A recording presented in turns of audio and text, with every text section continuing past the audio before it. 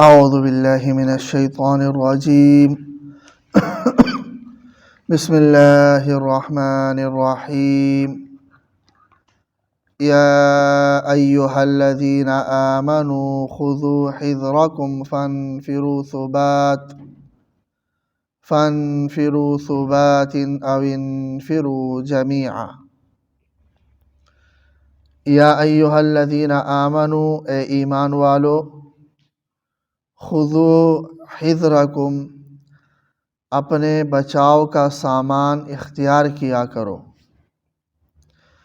فانفروا، اور تم نکلا کرو جنگ کے لیے، ثباتن، چھوٹی جماعت کی صورت میں، او انفروا جمیعاً، یا تم نکلو بڑی جماعت کی صورت میں۔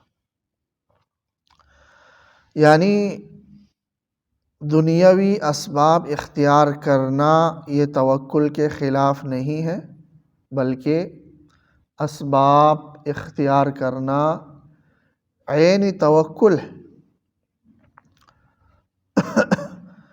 تو جنگ کے لیے بھی ہمہ قسم کے اسباب اختیار کیا کرو، اپنے دشمن کی طاقت کے حساب سے طاقت اختیار کیا کرو، بلکہ اس سے کئی گنا زیادہ اپنے آپ کو طاقتور کرنے کی کوشش کرو۔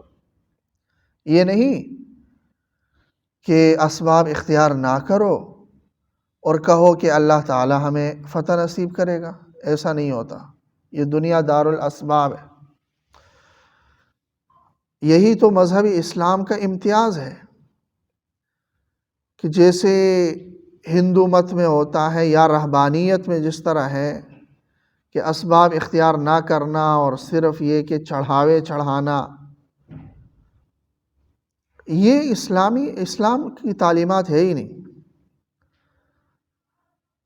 یہ جو نظریہ ہمارے معاشرے میں در آیا ہے اور بہت بڑی مقدار میں سرایت کر چکا ہے، اور کئی بار اس پر بات کی جا چکی ہے کہ بھئی ہاں فلاں پیر ہے، فلاں مزار ہے، فلاں یہ ہے اور فلاں وہ ہے۔ یہ اسلامی تعلیمات بن گئی ہے ہمارے معاشرے کی۔ فلاں دن ہے اور فلاں دن ہے اور ہم نے یہ صدقہ کرنا ہے تو یہ ہوگا، پیر کی دعائیں ہیں تو یہ ہوگا، اور خود کچھ کرنا ہے ہی نہیں۔ رسول اللہ صلی اللہ علیہ وسلم سے بڑی ہستی اللہ کے بعد کوئی ہو ہی نہیں سکتی۔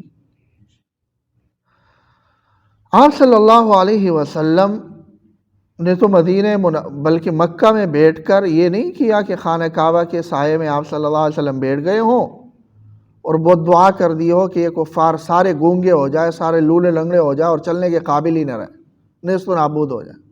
نہیں، ایسا تو نہیں ہوا۔ نہیں یہ ہوا کہ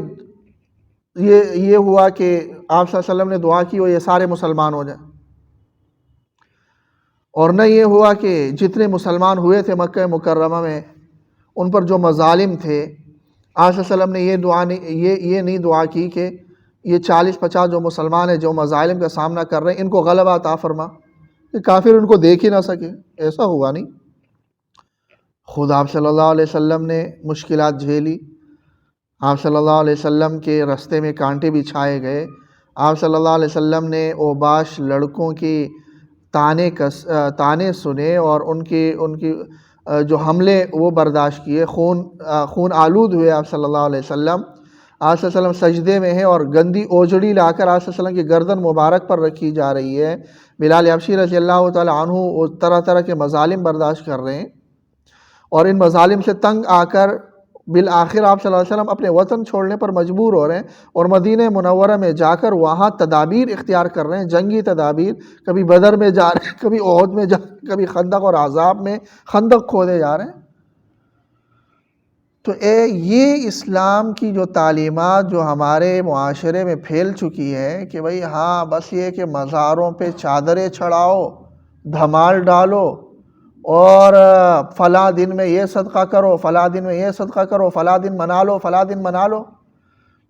یہ ہندو مت کے اثرات تو ہو سکتے ہیں، یہ اسلامی تعلیمات تو نہیں ہے۔ ہندو مت میں یہ ہوتا ہے کہ بھئی ہاں فلاں مندر پہ آپ نے چڑھاوے چڑھانے ہیں، فلاں اس پہ اتنے دودھ آپ نے چڑھانا ہے، ناریل پھوڑنے ہیں، اور یہ کہ آپ نے فلاں دیوالی منانی ہے اور فلاں یہ مختلف قسم کے وہ ہیں، یہ وہاں کے اثرات تو ہو سکتے ہیں، یہ دین تو نہیں ہے۔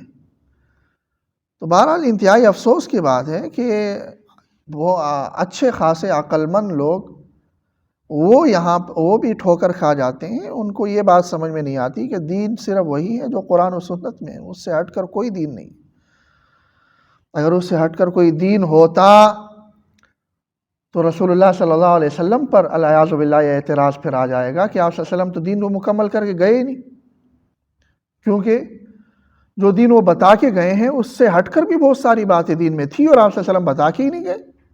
یہ کیسے دین کی تکمیل ہو گئی آپ صلی اللہ علیہ وسلم کی طرف، الیاذ باللہ۔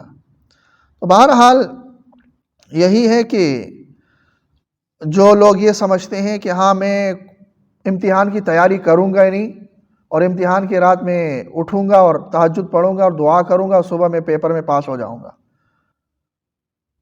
اور اگر پاس نہیں ہوتا تو اس کو اللہ تبارک و تعالیٰ سے امید ختم ہو جاتی ہے، یہ اس کی غلط فہمی ہے۔ پیپر میں اس نے اس فرسٹ آنے والے کے برابر تیاری کرے گا یا اس سے زیادہ تیاری کرے گا تو اس سے آگے بڑھے گا، نہیں کرے گا صرف دعا سے کچھ نہیں ہوگا۔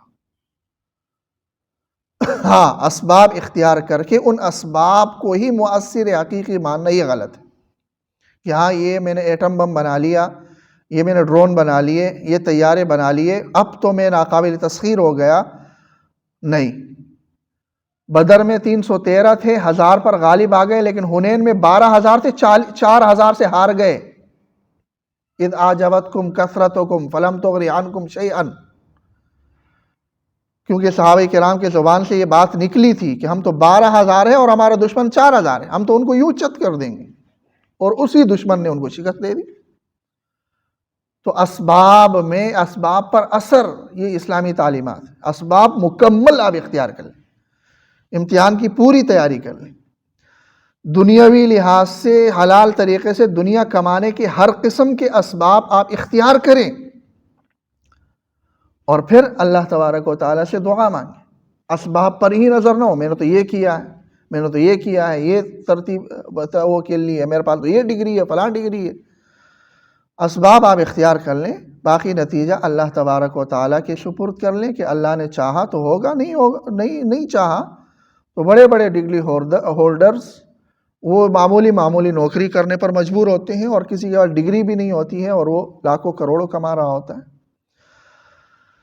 تو بہرحال یہ اللہ کی پھر دین ہے۔ تو اسی طرح جنگ میں بھی ہر قسم کا اسلحہ تیاری کر کے رکھو، اور نتیجہ پھر اللہ کے سپرد کر لو۔ ان اسلحے پر آپ کی نظر نہ ہو، اللہ تبارک و تعالیٰ کی طاقت پر نظر ہو۔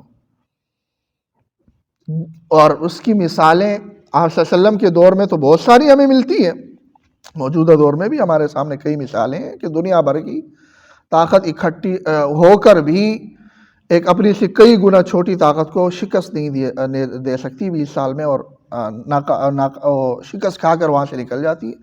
تو ٹیکنالوجی ان کے پاس کوئی کم نہیں تھی، فوجی طاقت ان کے پاس کوئی کم نہیں تھی، ہر قسم کا اسلحہ ان کے پاس میسر تھا، اور اس کے مقابل کے پاس تو ان کے مقابلے میں کچھ بھی نہیں تھا۔ تو بہرحال یا ایھا الذین آمنوا، اے ایمان والو، خذوا حذرکم، اپنے بچاؤ کا سامان لے لو، اسلحہ لے لو۔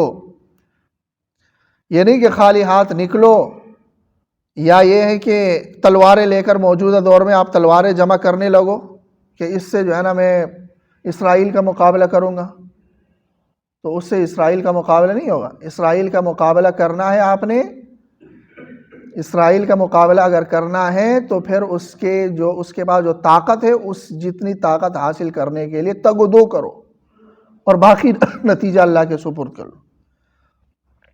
ہمارے ہاں یہی ہے کہ ہم نے کچھ کرنا ہے ہی نہیں، ان کے خلاف اور ان کی طاقت کو توڑنے کے لیے طاقت مجتمع کرنی ہی نہیں ہے، اور کیا کرنا ہے؟ صرف دعائیں کرنی ہے۔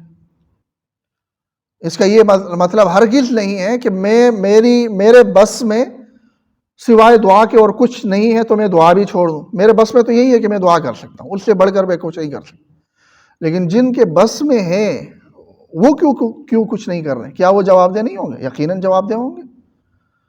تو بہرحال اپنے بچاؤ کا سامان مکمل اختیار کر لو۔ فنفروا ثبات، ثبات صوبتن کی جمع ہے، چھوٹی جماعت کو کہتے ہیں، فوجی دستہ، کہ کفار کے مقابلے میں یہ نہیں کہ دو بندے اٹھ کھڑے ہوئے اور جا کر کفار سے ٹکرا دیے، یہ طریقہ کار نہیں ہوتا۔ یا جیسے کہ اگر 9/11 واقعی حقیقت میں ہوا ہے تو میرے لحاظ سے وہ غلط ہوا ہے کہ بھئی دو بندے جا کر، دو طیارے جا کر آپ نے وہاں ٹکرا دیے، تو کیا کر لیا آپ نے؟ پوری طاقت کو اپنے خلاف کر لیا۔ یہ تو کوئی اسلامی طریقہ تو نہیں ہے۔ اسلامی طریقہ تو یہ ہے کہ آپ اپنی طاقت مجتمع کر لو اور اس کے مقابلے میں پھر اٹھ کھڑے ہوں۔